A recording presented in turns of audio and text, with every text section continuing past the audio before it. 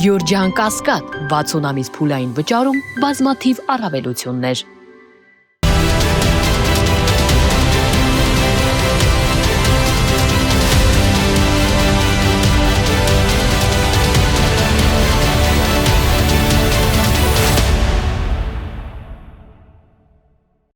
Բարև ձեզ, մեդիա-հաբի հարգելի հետևորդներ, այսօր մեդիա-քասթ հաղորդման իմ հյուրն է քաղաքական մեկնաբան Հակոբ Բադալյանը։ Բարև ձեզ, պարոն Բադալյան, շնորհակալ եմ հրավերքս ընդունելու համար։ Շնորհակալ եմ հրավերի համար։ Եվ այսպես, պարոն Բադալյան, անդրադառնանք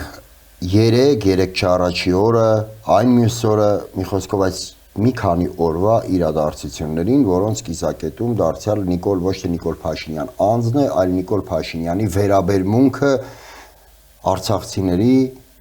առհասարակ մեր հայրենակիցների նկատմամբ, մեկը հենց մետրոպոլիտենում տեղի ունեցած միջադեպը, երբ նա արցախցի կնոջը անվանեց փախածներ, այսինքն իդեմս այդ կնոջ բոլոր արցախցիներին անվանեց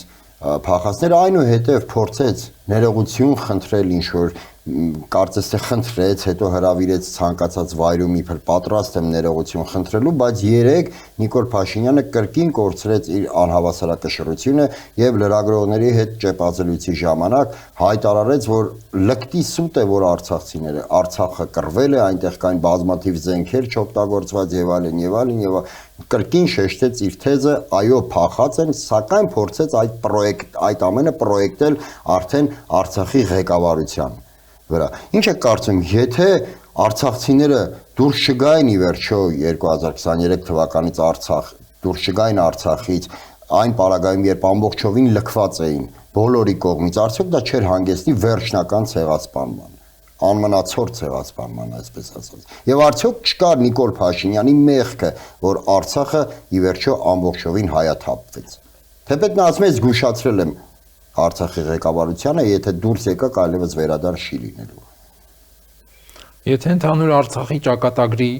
մասին խոսենք, իհարկե փաստ է, որ Նիկոլ Փաշինյանը Պրահայում հրաժարվեց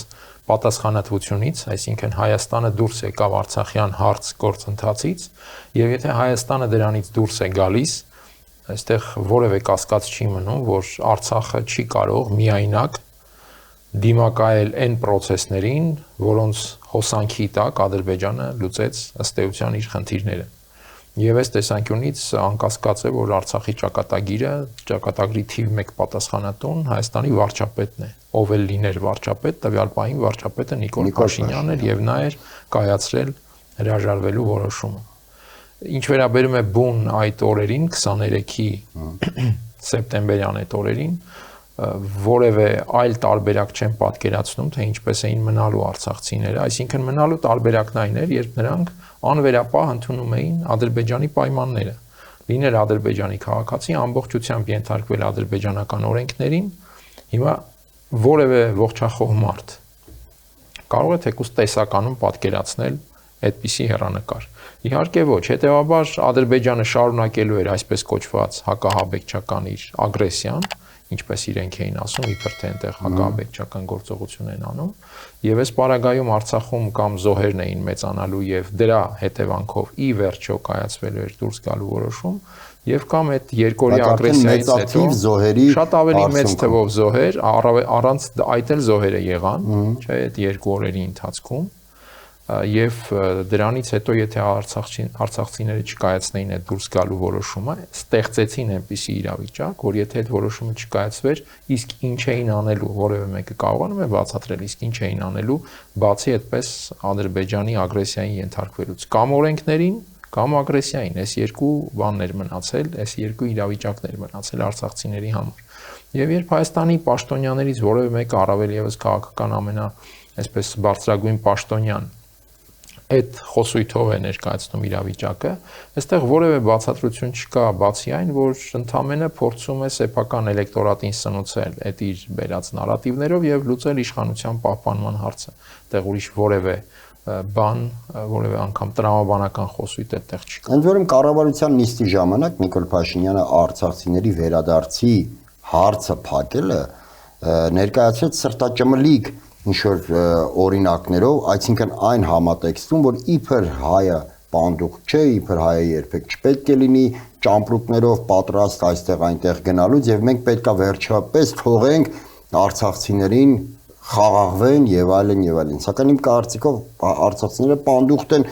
հենց այն պատճառով, որ Արցախն են լքել, այլ ոչ թե հակառակը, որ նորից պետք է վերադառնան Արցախ։ Պանդխտությունը այստեղ է կայանում, սակայն ում է այնուամենայնիվ այդ մեսիջը հղվում Փաշինյանի կողմից ներքին լսարանին, այսինքն այդ sense ագրեսիվ մի կողմից հարձակումը արցախցիների նկատմամբ, մի կողմից այդ սրտաճմլիկ իր օրինակները ներքին լսարանին, միջազգային հանրությանը, թե Ալիևին, այսինքն այդ Արցախի հարցի վերջնական փակման այդ համատեքստում, նա ում է մեսիջ հղում, որ փակելու ենք առասարակ։ Իմ գնահատմամբ այս թեման, որ շոշափում է, մի քանի շերտ ունի, այդ տեղեկատվա քարոզչականը անկասկած, եւ այստեղ առանցքային են, որ Նիկոլ Փաշինյանը իր էլեկտորատին ընդհանրապես վարժեցրել է այդ բևեռացված հակադրություններին, այսինքն սև սպիտակ ընդհանուր առմամբ եթե բնորոշենք, հիմա այստեղ արցախցիների հարցում մենք տեսնում ենք ինքը խորացրեց բևեռացումը, սկսած այդ նույն մետրոյի միջադեպից, ես խորապես համոզված եմ, որ մետրոյում նա ոչ թե այսպես հունից դուրս եկավ, այլ պարզապես որսած պահը եւ օգտագործեց այդ պահը իր քարոզչական այդ առանցքային խնդիրները սնուցելու համար, լարեց արցախցիների թեման, լարեց արցախցիների դեմ էլեկտորատի տրամաբանությունը եւ տրամադրությունները, իսկ Փաշինյանը կրկնեմ վարժեցրել է այնպիսի մի էլեկտորատ, որը սնուցվում է հենց այդպիսի իրավիճակներով եւ ինքը պարբերաբար պետք է սնուցի։ Հակադրություններ, ծայրահեղ հակադրություններ, հասարակական այս շերտի հետ, այն շերտի հետ, այդ թվում բնականաբար արցախցիների։ Եվ ինչու նաեւ արցախցիների, որովհետեւ Փաշինյանն առնվազն իհարկե թե գիտակցորեն, բայց նաեւ առնվազն ենթագիտակցորեն պատկերացնում է, որ այդ թեման բարձրաձայն թե լուր իր առաջ է 2026-ին, որովհետև 2021-ին ինքը դրա վերաբերյալ էր տվել առանցքային խոստումները։ Ինքը չէր խոստացել, որ դե Արցախի ճակատագրի հետ կապ չի ունենալու, Պրահա է լինելու, խոստացել էր Շուշի հադրուտ դեօկուպացիա, անջատում հանուն փրկության եւ այլն։ Եվ հիմա ինքը ենթագիտակցորեն այդ բոլոր խոստումներով է, չէ, ինքը այդ տոկոսները ստացել 2021-ին։ Եվ հիմա ինքը լավ հասկանում է, որ բարձրաձայն թե ոչ այդ հարցը իր առաջ է առնվազն հանրային մտորումների իմաստով, եւ ինքը փորձում է դարձյալ սրել իր նարատիվները բերել, այդ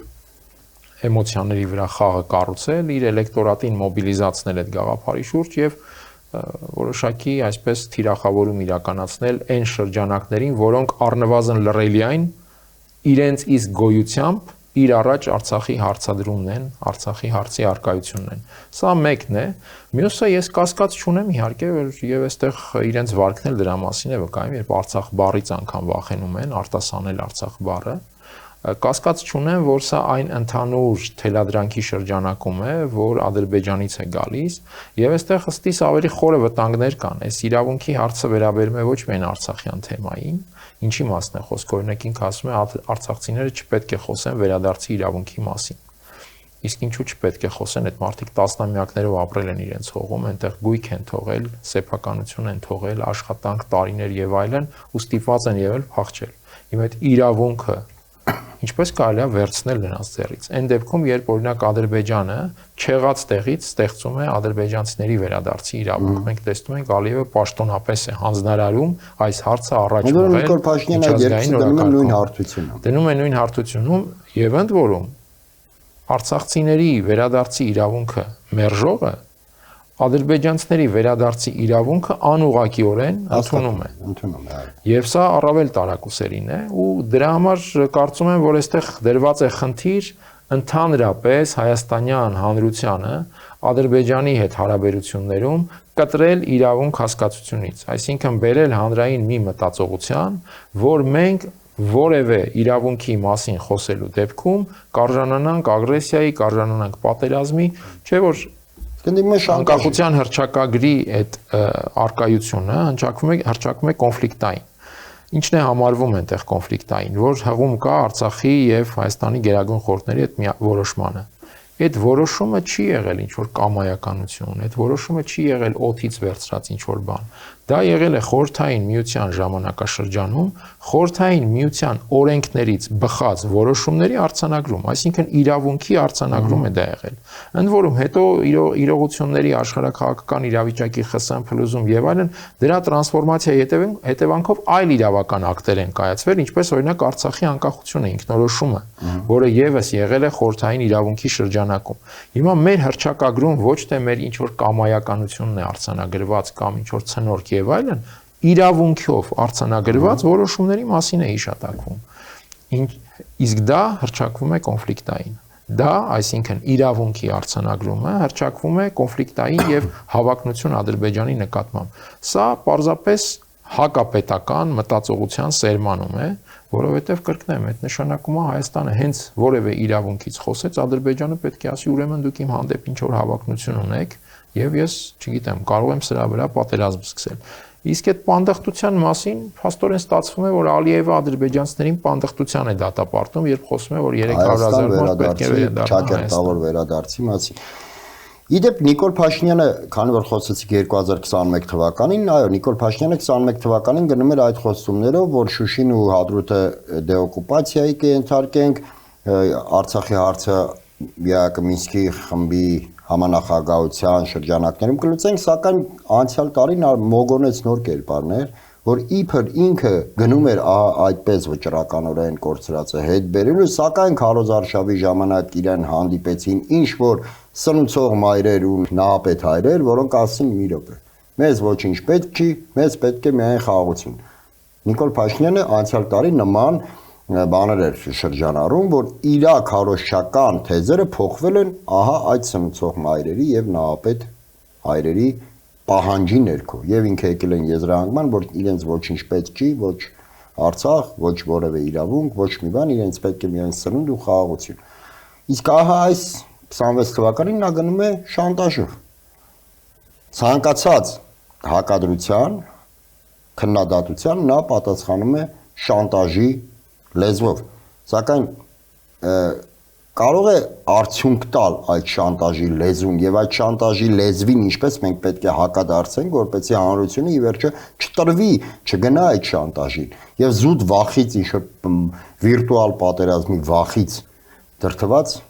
ստիպված չլինի ձայնը տալ այս կեղծ կամ օթում կախված ինչ որ խաղաղությանը։ Հենց շանտաժը ինքը հակասում է Նիկոլ Փաշինյանի այդ բացատրությանը, թե իբր հասարակությունն է իրենից խաղաղություն ուզել եւ այլն։ Թեպետ ինքը խաղաղության հենց այդ ճանապարհն էր նշում, որ խաղաղության հասնելու համար պետք է պաշտպանել Արցախը եւ այլն։ Այսինքն դա հակախաղաղության մասին չէր, որ ինքը խոսում էր, չէ՞։ Հիմա եթե շանտաժի է հասել իրավիճակը, սա նշանակում է, որ հասարակության մեծ մասը այդուհանդերձ չի ընդունում այն խաղաղություն ասվածը, որը ինքն է ասում եւ որը իբրև թե հասարակության ակնկալիքով կամ պահանջով է բերել, սա ինքնին վկայում է, որ ինքը պարզապես այդպես նենգափոխում է հասկացությունները, այդ ձեր նշած բացատրությունը ներկայացնելով իբր հասարակության մայրերը կամ հայրերն են ուզեցել այդ խաղաղությունը, որովհետեւ դա խաղաղություն չէ եւ հասարակությունը լավ հասկանում է, որ դա խաղաղություն չէ, չի կարող խաղաղություն լինել, եթե դու պարզապես գտնվում ես հակառակորդի թելադրած պայմանները կատարելու ռեժիմում եւ դրանից աջ ու ձախ որևէ քայլ հենց ինքդ համարում ես պատերազմի այսպես առիթ։ Այդ շանտաժը գալիս է նրանից, որ ինքը զգում է հասարակությունը չի ընդունում իր բերած մոտեցումները, շատ լավ զգում է նենգափոխումները, հասկացությունների, որ նա մատուցում է եւ մնացել է արդեն այդ հանրությանը շանտաժի ենթարկել եւ ասել, եթե դուք իմ առաջ քաշած մոտեցումը չեք ընդունում, եթե ինձ ձայն չեք տալու, կլինի պատերազմ։ Շանտաժը այդ առումով լավագույն ցուցիչն է, որ հասարակության եւ իր միջև կա ահռելի տարբերություն, որովհետեւ եթե տարբերություն չկա, մարդկանց շանտաժի ես ենթարկում ինչի համար։ Պարոն Բադալյան, դուք որպես քաղաքական մեկնաբան անշուշտ ուսումնասիրած կլինեք միջազգային պրակտիկայում միջազգային կա դեպք, որ պետության ղեկավարը իր սեփական պետությանը անվանի հորդ։ Որպեսզի հասկանալի լինի նաև մեր դիտողների համար, ովքեր որ չեն տեսել երեկվա կառավարության նիստը, Նիկոլ Փաշինյանը հայտարարեց, որ մինչև 2020 թվականը Հայաստանը ունեցել է հորթի կարգավիճակ եւ պարանավզից գցած, ով ուր ուզել տարել է եւ այնուհետեւ մինչ հորթ անվանելը նա նշեց, որ մենք այս ողջ տարիների ընթացքում նկատի ունենք մինչև իր վարչապետ դառնալը, բանը մեր հայրենասիրական մոդելը հնարել էր Ստալինը, մենք ապրել ենք ստալինյան այդ հայրենասիրական մոդելով եւ վերջապես ինքը հանրությանը ազատում է Ստալինի սապոգից եւ Հայաստանը այլևս չի լինելու հորթ։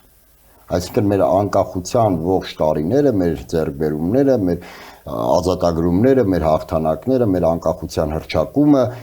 պետականության վերականգնումը, այդ ամբողջը ըստ Նիկոլ Փաշինյանի եղել է հորթային։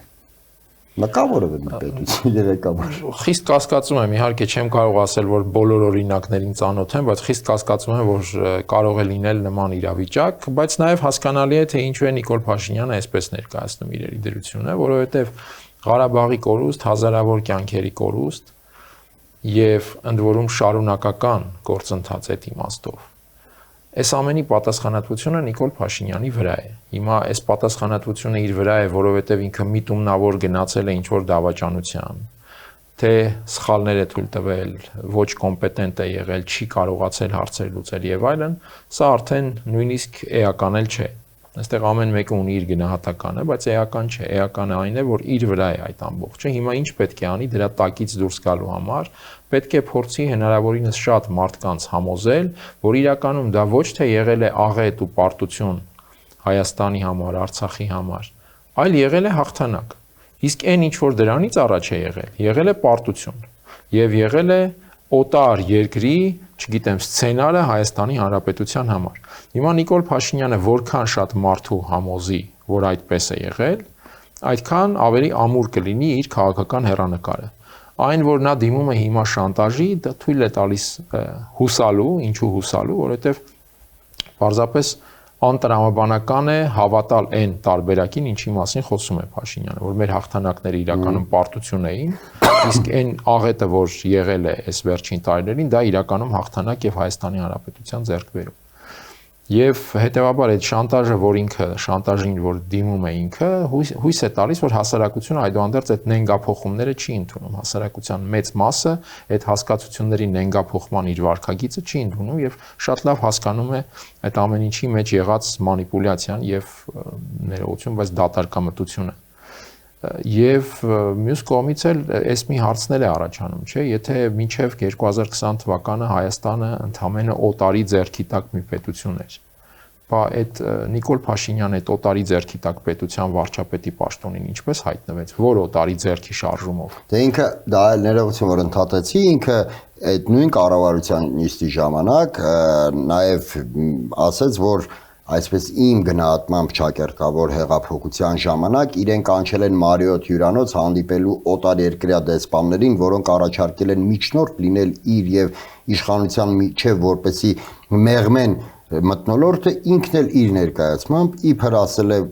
իշխանությունը պատկանում է ժողովրդին, բանը միջնորդության կարիք չկա, կպեք ձեր գործերին, դա իր արտահայտությունն է։ Ասել եմ կպեք ձեր գործերին։ Դե այս իրավիճակներին է, որ շատ հարմար է այդ հայտնի անեկդոտը, դու էլ ասա, այդ հայտնի այսպիսի իրավիճակներին Նիկոլ Փաշինյանը կարող է շատ բան ասել, բայց հիմա ինքը հայտարարում է, որ մինչև 20 թվականը Հայաստանը եղել է օտարների ազդեցության եւ սցենարների ներքո։ Հետեւաբար շատ բարձ հարց է առաջանում, ինքը որ օտարի եւ որ սցենարով է դարձել այդ երկիր Հայաստանի վարչապետ։ Եթե ինքը դարձել է այդ սցենարները շրջանցելով հակառակ այդ սցենարների, հարց է առաջանում, դե ինչու էլ ավելի հաջող նախադեպեր չկար։ Ինչու էր պետք հաջորդիվ արդեն այդ աղետաբեր սցենարներին ենթարկել Հայաստանը։ Դե եթե կարողացել էր ճեղքել օտարների տիրապետությունը եւ դառնալ Հայաստանի վարչապետ, թող շարունակեր այդ ճեղքումը առանց զոհերի։ Ինքը ճեղքել էր, այսպես ասած, սիրո եւ համորաշխության մթնոլորտում, չէ, ճեղքել էր առանց որևէ մեկի քթից արյուն բերելու։ Դե հետագայում էլ թող շարունակվեր այդ տրամաբանությամբ ճեղքումը եւ ոչ թե ճեղքումը վերադառնար այդպես հազարավոր կյանքերի եւ Արցախի կորստի։ Այսինքն այստեղ էլ եթե փոքր-ինչ, ընդ որում հիմա տեսեք մենք 5 րոպեում ինչ որ բաներ հարցեր փորձեցինք շոշափել, անգամ այդ 5 րոպեում երբ որ քննության ենք ենթարկում Փաշինյանի խոսքերը, տեսնում ենք թե դրանց տակ ինչ դատարկություն է եւ մանիպուլյացիա։ Նայեք, ինքը մի շատ կարևոր մանիպուլյացիա էլ արեց 2020 թվականի հետ կապված այդ նույն համատեքստում, որ մինչև այդ եղել ենք հորթի կարգավիճակում, ասում էր, որ մինչ այդ մեր բոլոր զոհողությունները հայ ազգը որ գնացել է ինչ-ինչ զոհողությունների տարբեր դրվագներում, իրավիճակներում եղել են պարտադրված, չգիտեմ, Ստալինի կողմից, սրա կողմից, նրա կողմից, կայսրությունների կողմից, իսկ ահա 2020 թվականին իր ձևակերպմամբ մենք գնացել ենք գիտակցված զոհողության, որպեսի ձեռք բերենք անկախություն։ Այսինքն այն, որ պատերազմի ժամանակ, մինչև պատերազմը Նիկոլ Փաշինյանը հայտարարում էր Արցախը Հայաստանը եւ վերջ պատերազմի ժամանակ ասում էր հաղթելու ենք, ջախջախում ենք, էս ենք անում ադրբեջանցիների ասածները լկտի սուտ է եւ այլն, նույնիսկ Շուշին, երբ որ նա հանձնեց, հայտարարում էր, որ Շուշիի համար մարտերը շարունակվում են, հիմա ստացվում է ըստ Նիկոլ Փաշինյանի ամենատիպ սիրա ձևակերպումներով ստացվում է, որ նա գիտակցաբար 2020 թվականի պատերազմին գնացել է տալով այսքան զոհ, որպեսզի այնուհետև Արցախը ճանաչի Ադրբեջանի կազմում եւ հայտարարի, որ մենք ահա ձեռք բերեցինք անկախություն։ Նա գիտակցաբար մի բան է անում, նենգափոխում է իրավիճակը եւ հասկացությունները։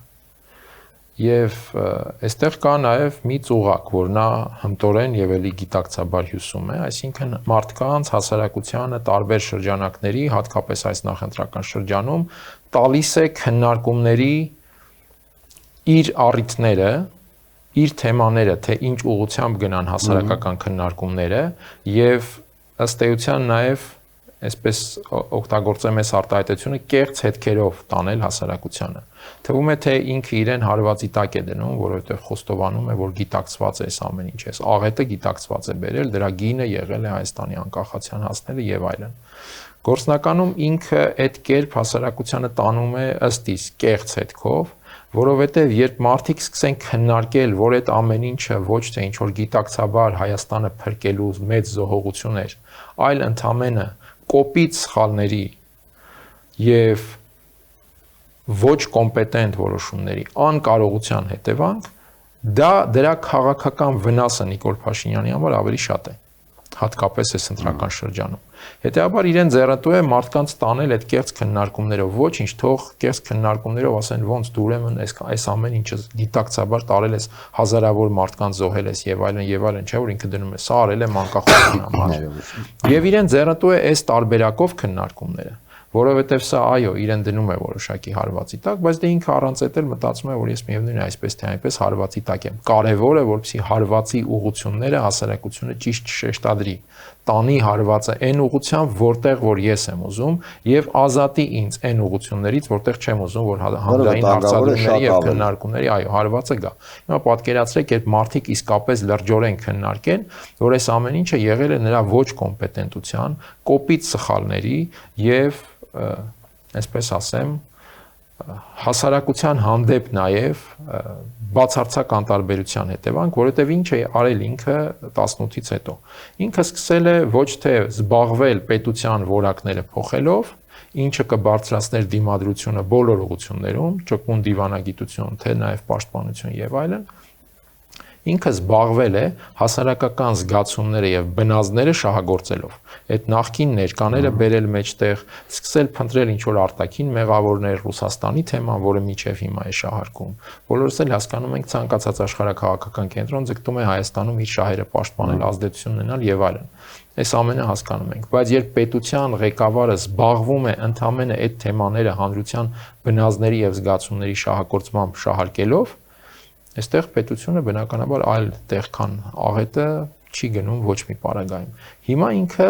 ձգտում է այդ բնազդների վրա շարունակել խաղը, միայն թե մարդիկ չքննարկեն հարցերը ըստ էության, չհասկանան որտեղ է եղել նրա սխալը կամ սխալները, կոպիտ սխալները, որտեղ է նա գիտակցված գնացել մանիպուլյացիայի, չմտածելով դրա արտաքին հետևանքների մասին, միայն զբաղված լինելով ներսում, չգիտեմ, իր Facebook-յան դիտումները ապահովելով կամ լայքերը եւ այլն։ Ընդ որում դա հիմա չէ։ Ինքը հիմա է հպարտանում այդ դիտումներով, բայց ինքը դիտումներով է ապրել եւ աշխատել նաեւ մինչեւ 2020 թվականը։ Facebook-յան ցուցիչներով է ինքը իր վարչապետական դիրքերը, այսպես ասենք, իր վարչապետական վարքագիծը կազմել, ձևավորել եւ այլն։ Միայն թե այս ամեն ինչի մասին չխոսվի եւ դրա համար հիմա ինքը կարող է ահա այդպիսի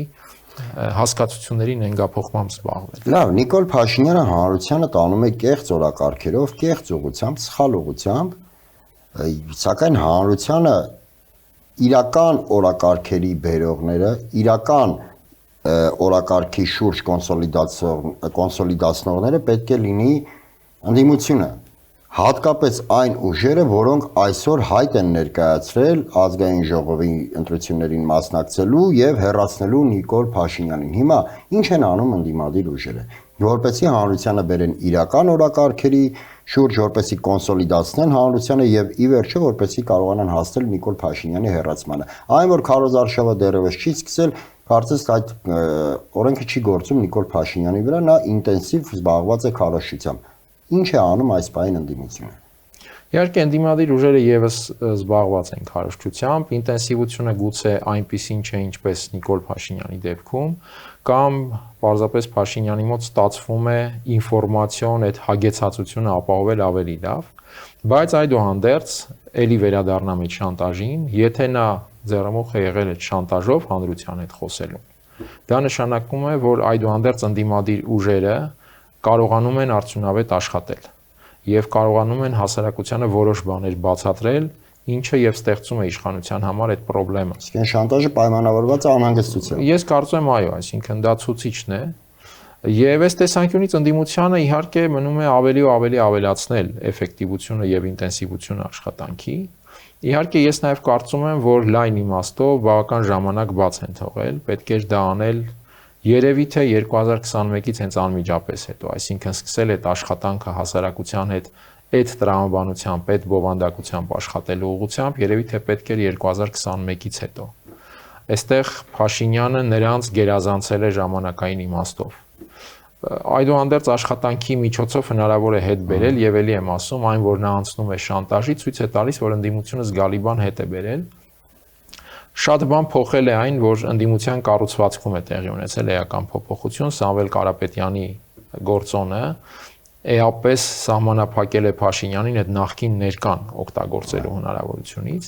եւ դրանից բացի մենք տեսնում ենք, որ Կարապետյանը շեշտը դնում է հանրության հետ սոցիալ-տնտեսական թեմաներով խոսակցության վրա եւ դարձյալ խաղաղության մասին խոսակցության վրա։ Եվ այստեղ եւ Կարապետյանը եւ նաեւ հիմնական ընդդիմադիր մյուս ուժերը, ինչը ըստ իս դարձյալ կարևոր է, քննարկման առարկա դարձնում են խաղաղության որակի հարցը, ոչ թե լինել չլինելու հարցը։ Նրանք խաղաղության լինել չլինելու հարց չեն դնում, այլ որակի հարց, որ պետք է փոխել այն որակը, որով մենք գնում ենք խաղաղության։ Այսինքն չկա որևէ ուժ, որը ուզում է գնել պատերազմ։ Այդ փաստ է եւ էլի գամ շանտաժին, որովհետեւ եթե լինի, այդ շանտաժը չի լինի, այլ փաստարկված կներկայացնե, որ ահա տեսեք այս ուժերը գնում են պատերազմի եւ այլն, բայց տեսնում ենք, որ Նիկոլ Փաշինյանի շանտաժը իր տակ փաստարկային բազա չունի։ Եվ ինչն է մնում այստեղ փաստարկ, այդ Արցախի թեման սրելու նաեւ մոտիվներից մեկը ըստ իս հենց դա է, որպիսի սրի խոսակցություն Արցախի մասին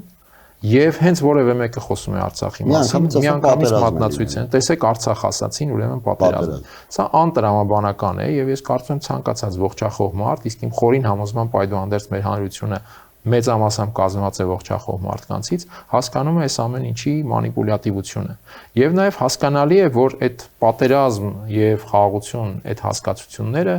այս ոչ Նիկոլ Փաշինյանի եւ ոչ էլ Իլհամ Ալիևի կամքի կամ այսպես քմահաճույքի հարց չեն։ Այդ ամեն ինչը պայմանավորված է բազմաթիվ գործոններով եւ երկու երկրներին առնչվող եւ նաեւ գլոբալ մակարդակի այո այդ իրավիճակին առնչվող։ Ես այս օրինակը շատ եմ վերում, Փաշինյանը վերջին 3-4 տարիներին տեսնում ենք այդ հրաժարվելու, անձնատուր լինելու քաղաքականությունն է վարում, բայց հանկարծ այդ հարաբերական խաղաղության միջավայրը եղավ միայն 2025-ին։ Ինչու 24-ին չէր լինում, 23-ին օրինակ Արցախի հանձնումից հետո չէր լինում։ Որովհետև փոխվեց մակրո միջավայրը, Միացյալ Նահանգները Տրամպի պաշտոնամուտից հետո սկսեց երկխոսել Ռուսաստանի հետ, ոչ թե Կովկասը նաև դիտարկել որպես Ռուսաստանի դեմ պատերազմի կամ երկրորդ ճակատի տարածք։ Եվ սա փոխեց Կովկասի միջավայրը եւ Ալիևը հարմարվեց արդեն այս միջավայրին։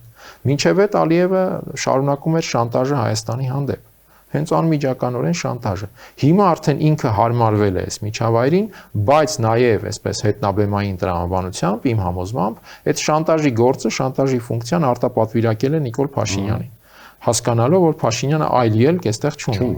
Եվ հիմա մենք տեսնում ենք այդ իրավիճակը։ Ես կարծում եմ հանրության այս ամեն ինչը հնարավոր է բացատրել, հասկանալու համար, որ այստեղ ամենևին բացարձակապես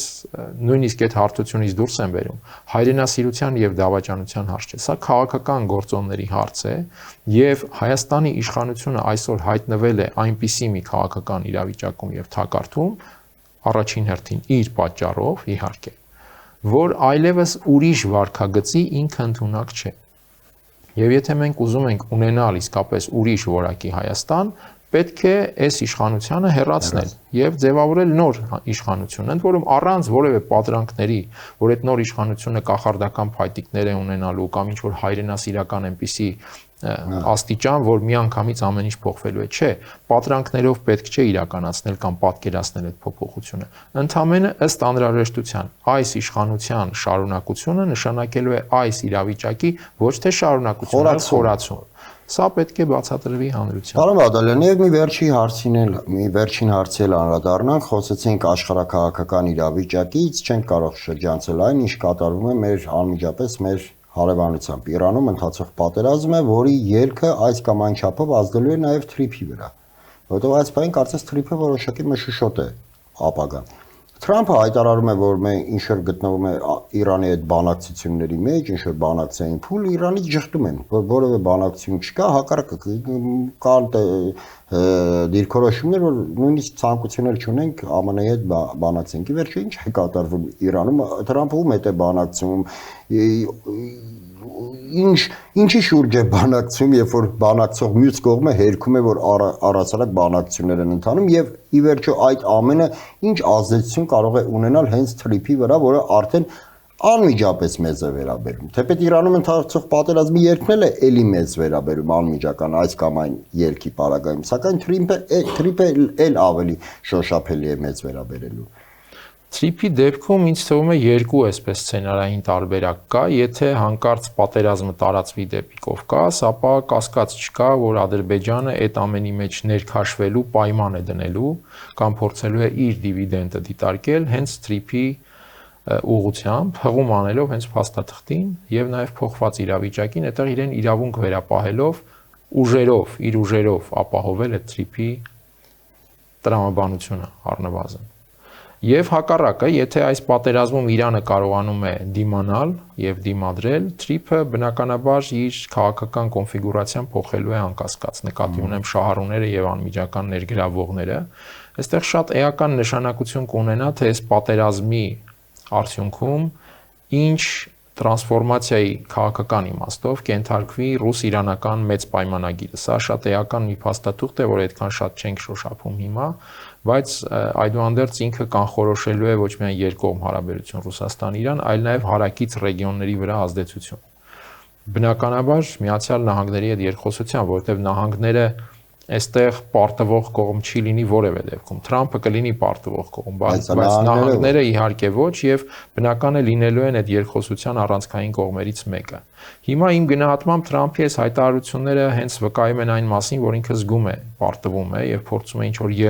ելք գտնել այս իրավիճակից։ Իրանն էլ թերևս զգում է, որ ասիմետրիկ պատերազմի դաշտում ինքը ունի առավելություն։ Սիմետրիկ դաշտում բնականաբար ավելի մեծ հարվածներ է ստացել, ավելի մեծ կորուստներ ունի, բայց պատերազմը նաև այս ասիմետրիկ շերտ ունի, այնտեղ Իրանը կարծես թե առավել հաջողակ է եւ զգալով իր առավելությունը բերում է առաջ է քաշում պատերազմի դադարի կամ կանգնեցման իր պայմանները։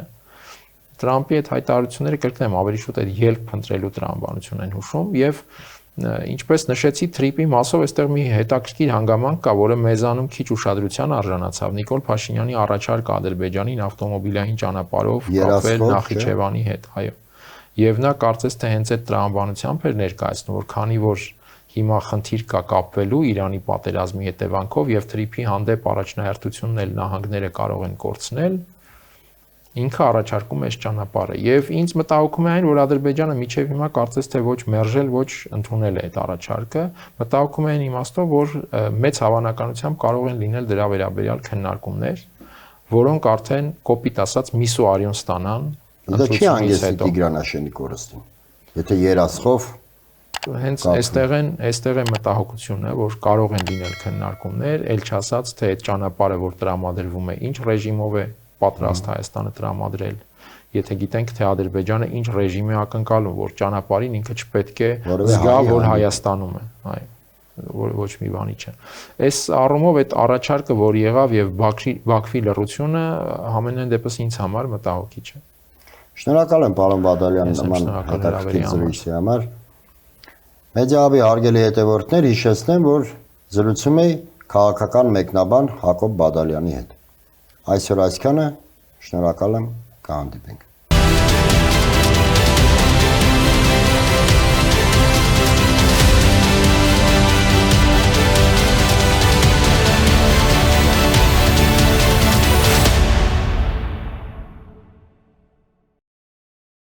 Գյուրջան Կասկադ 60 ամիս փուլային վճարում բազմաթիվ առավելություններ